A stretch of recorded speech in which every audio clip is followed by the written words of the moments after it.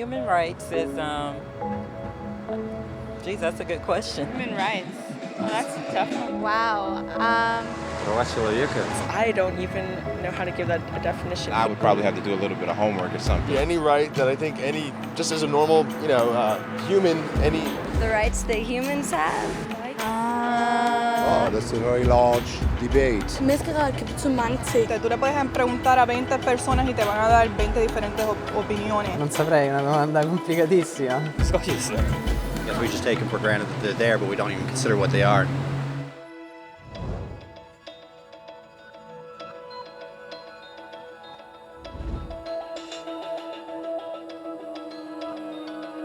Human rights are the rights you have simply because you're human. It's how you instinctively expect and deserve to be treated as a person, like the right to live freely, to speak your mind, and to be treated as an equal. There are many kinds of rights. Most apply to a certain group. But human rights are the only ones that apply to absolutely everyone, everywhere. That means kids, old people, poor people, basketball players, garbage men, rappers, teachers, Africans, Indians, Albanians, Christians, Muslims, Kabbalists, atheists, your mom, your dad, your next door neighbor, and you all have the exact same human rights.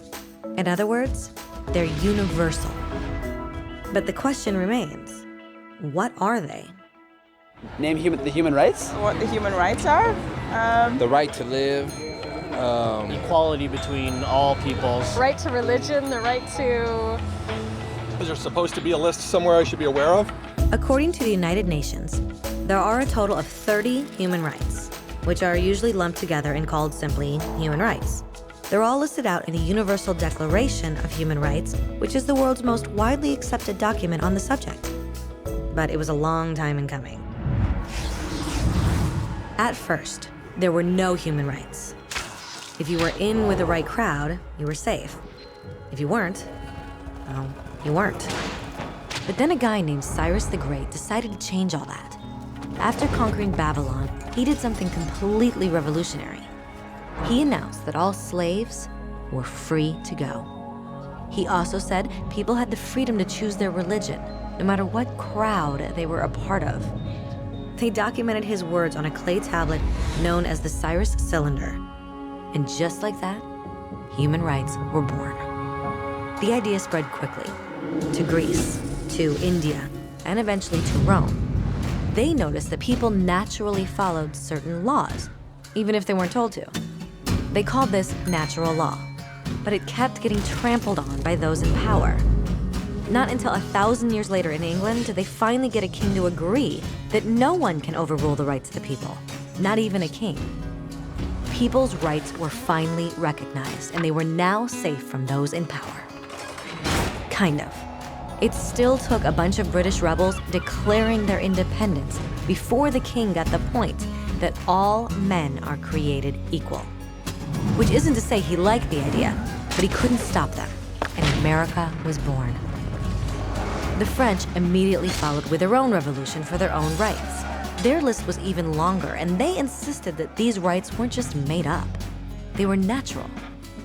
The Roman concept of natural law had become natural rights. Unfortunately, not everyone was so thrilled. In France, a general named Napoleon decided to overthrow the new French democracy and crown himself emperor of the world. He almost succeeded, but the countries of Europe joined forces and defeated him. Human rights was again a hot topic. They drew up international agreements, broadly granting many rights across Europe. But only across Europe. The rest of the world somehow still didn't qualify. Instead, they got invaded, conquered, and consumed by Europe's massive empires. But then a young lawyer from India decided enough was enough. His name was Mahatma Gandhi, and in the face of violence, he insisted that all people of Earth had rights, not just in Europe. Eventually, even Europeans started to agree. But it wasn't going to be that easy. 2 world wars erupted. Hitler exterminated half the Jewish population of Earth in horrifying Nazi death camps. And all told, 90 million people died. Never had human rights been so terrifyingly close to extinction. and never had the world been more desperate for change. So the countries of Earth banded together and formed the United Nations.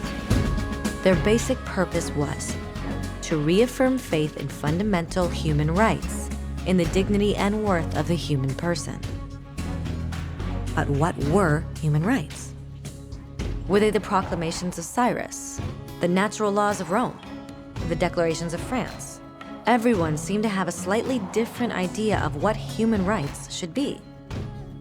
But under the supervision of Eleanor Roosevelt, they finally agreed on a set of rights that applied to absolutely everyone. The Universal Declaration of Human Rights. The French concept of natural rights had finally become human rights. So in summary, at first, only a few lucky people had any rights, until one of those guys decided, hey, other people should have some rights too, which was great, except not everyone agreed. And it only took a few thousand years of fighting and declarations and more fighting until everyone finally agreed that human rights should apply to everyone. And they all lived happily ever after. Except for one little problem. If people have the right to food and shelter, why are 16,000 children dying of starvation every day? 1 every 5 seconds.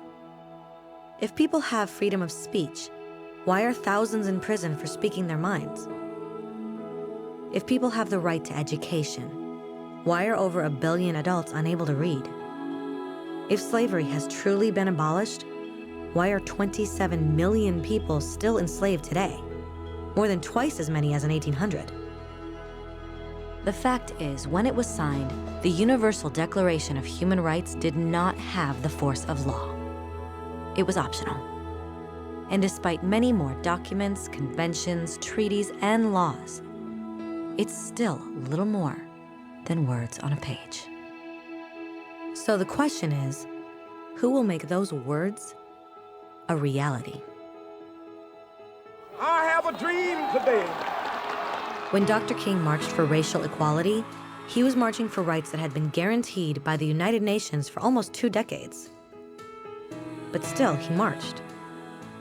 When Nelson Mandela stood up for social justice in the 1990s, his country had already agreed to abolish such discrimination for almost 40 years.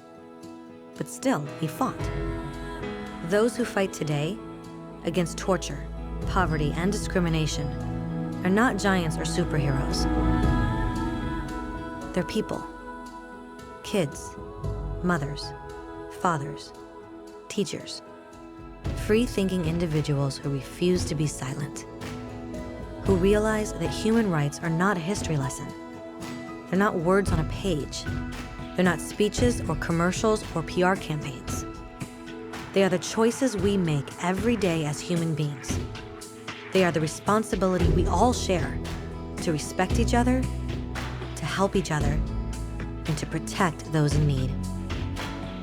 As Eleanor Roosevelt said, where, after all, do universal human rights begin? In small places close to home. So close and so small that they cannot be seen on any maps of the world. Yet they are the world of the individual person, the neighborhood he lives in, the school or college he attends, the factory, farm, or office where he works. Such are the places where every man, woman, and child seeks equal justice, equal opportunity, equal dignity without discrimination. Unless these rights have meaning there, they have little meaning anywhere.